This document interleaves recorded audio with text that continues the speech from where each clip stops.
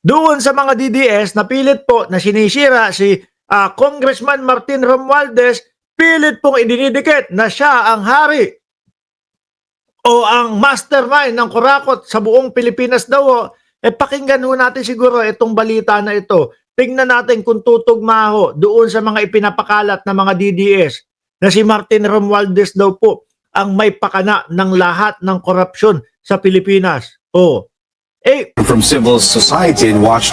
Luhuin niyo po, sa SALN na lang mga kababayan. Sa SALN na lang po. Sino ang unang nagsabi?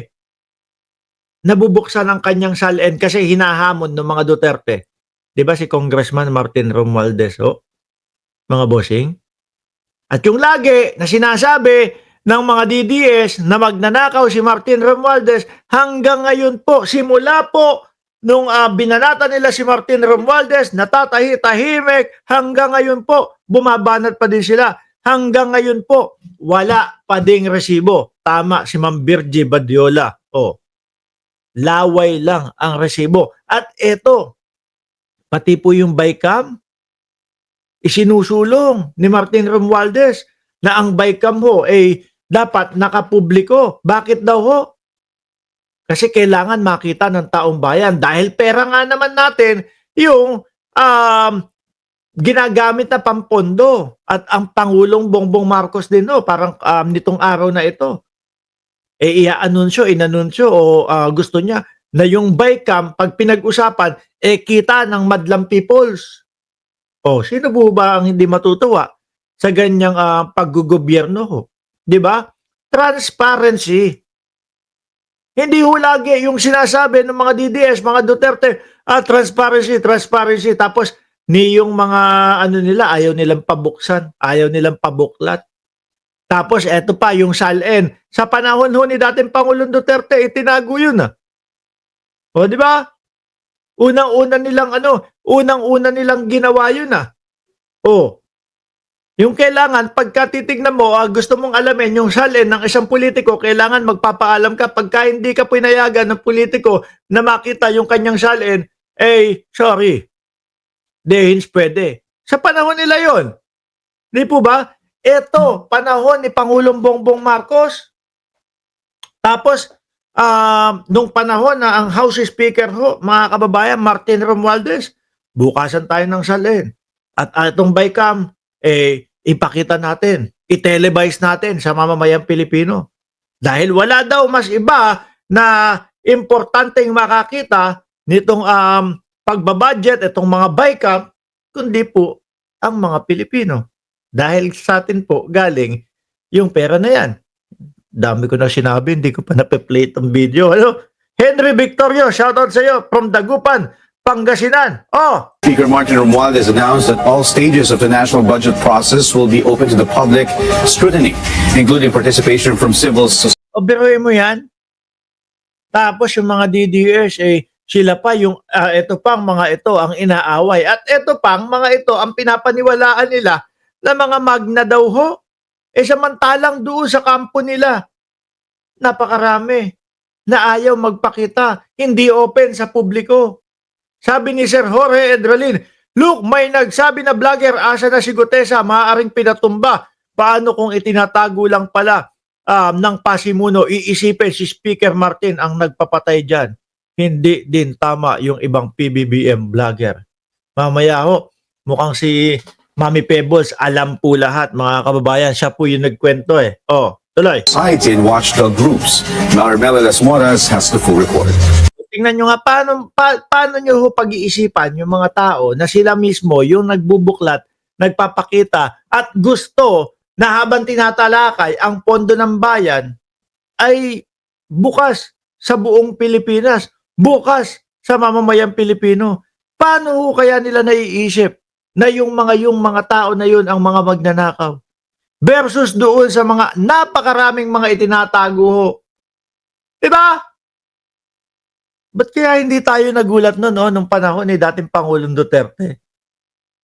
Na, kumbaga ganun yung gusto nila, kailangan hindi pwedeng basta-basta bubuklatin o sisilipin o titignan na lang yung SALN ng isang politiko, no? Nabulag tayo nung mga panahon na yun No? Bulag na bulag tayo doon sa, oh, eto, 6 na buwan, ubos ang droga sa Pilipinas. Eh, ano nangyari? Ubos yung tao daw, hindi yung droga. Di ba? We will open the bicameral conference to civil society observers. O, ayan ha. Rektahan. Rektahan, mga DDS. Oh.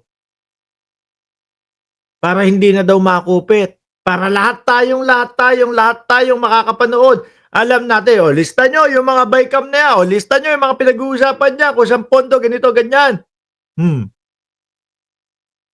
Sila ang nagpupursu. Maraming nagsasabi ang ICNC daw malaki naging pakinabang kay PRRD, sabi ni Chess Master. Sabi ni Mikhael Recto, baliwala yung SALN na yan kasi cash to cash ang nakawan daw. We will allow the participation of watchdogs in all budget deliberations from committee to the plenary. Eh di ba yun yung hamon ng mga DDS, ng mga Duterte? Bukasan ng SALN? Oh. Kaya si Martin Romualdez pumatol lang. O sige, buksan natin. O sige, dahil sa hamon ninyo, eh di ba, buksan natin. Oh, eto yung bycam naman. Pakita natin sa buong Pilipinas.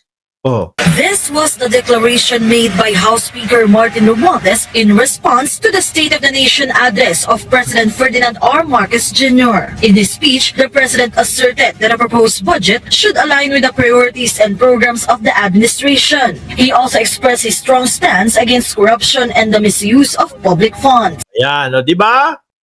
Kita natin lahat, walang may tatago. According to Speaker Romualdez, they stand as partners of the President in pursuing his goals for the country. That is why they also plan to make the budget deliberations more open. Pero kung pag-ano mo na lang, pagbabasihan mo na lang dalawang kampo, no? Kung pagbabasihan mo na lang yung dalawang kampo, yung kampo ng mga itinatago lahat, tapos sila yung babato, sila magsasabi na walang transparency ang gobyerno ni Pangulong Bongbong Marcos versus eto nga po yung from Pangulo, ano sabi ng Pangulo? Eh sige, open yung SALN ko. Pag hiningi ng ICI, sige, bibigay ko. Pag hiningi ng Senado, sige, bibigay ko. O, yung bycam naman, o, ayan. Open na din sa publiko. To the public as this proposed funding determines the nation's future.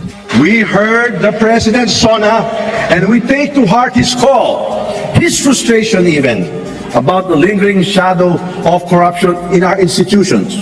As Speaker, I share his concern and I accept his challenge. Not O, dyan, nag-umpisa. Pero, ano lang, kukurot lang ho ako ng konti doon sa SALN, ano? Tingin nyo, yung mga senador, papayag kaya na mabuksan yung SALN nila? Tingin nyo lang, comment nyo dyan sa comment section. with defensiveness but with determination. Hindi lang natin bubuksan ng Kongreso. Sabi ni Sakang, punta to the moon!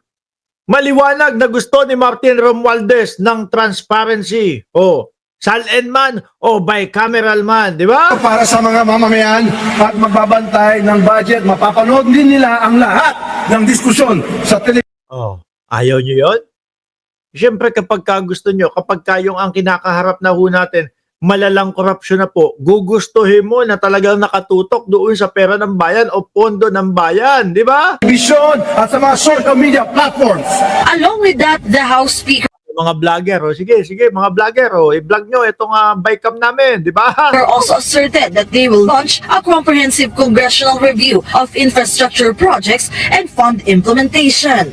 We will investigate those projects, bloated contracts, chronic underspending, and Saka isa pa, si Martin Romualdez, hinihikayat niya umuwi si Saldico. At isa sa dahilan niya, mga kababayan, kung bakit siya nagbitaw daw, ay dahil nahihiya siya sa mamamayang Pilipino na hindi niya makumbinse na umuwi si Saldico. Oh.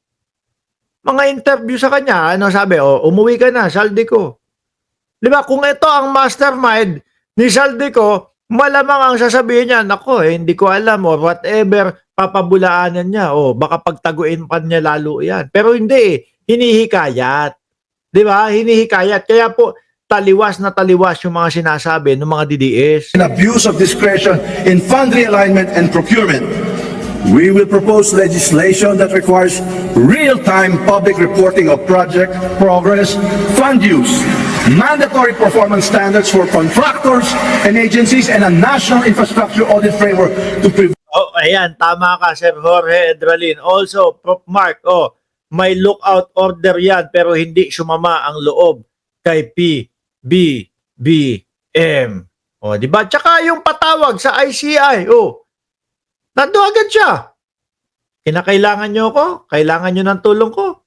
Sige, punta ako dyan. Hindi kagaya nung ibang senador, yung sila Marcoleta, kesyo daw binabatikos pa, independente kayo, tapos hihingi kayo ng mga dokumento o hihingi kayo ng mga pwede nyong gamitin para sa investigasyon ninyo.